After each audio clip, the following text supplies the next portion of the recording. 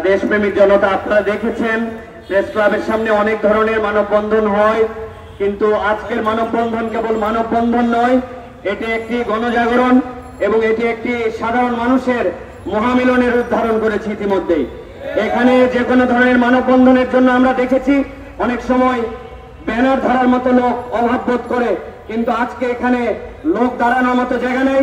এটাই প্রমাণ করে এদেশের মানুষ তাদের সন্তানদের ভবিষ্যৎ দিয়ে, তাদের শিক্ষা নিয়ে ছিনিমিনি খেলার অধিকার যেরকম কাউকে দিয়েছিল না, আগামীতেও কাউকে এই দেশের শিক্ষা নিয়ে, সংস্কার নিয়ে ছিনিমিনি খেলতে দেওয়া হবে না। এ পর্যায়ে আপনাদের মাঝে কথা বলবেন ড্যাফোডিল ইউনিভার্সিটির সম্মানিত অধ্যাপক, বাংলাদেশের প্রথিত যশা অন্যতম আলেমে দ্বীন, পরিচিত মুখ আমাদের প্রফেসর ডক্টর মুক্তার আহমেদ স্যার। কথা বলছেন ডক্টর মুক্তার আহমেদ স্যার।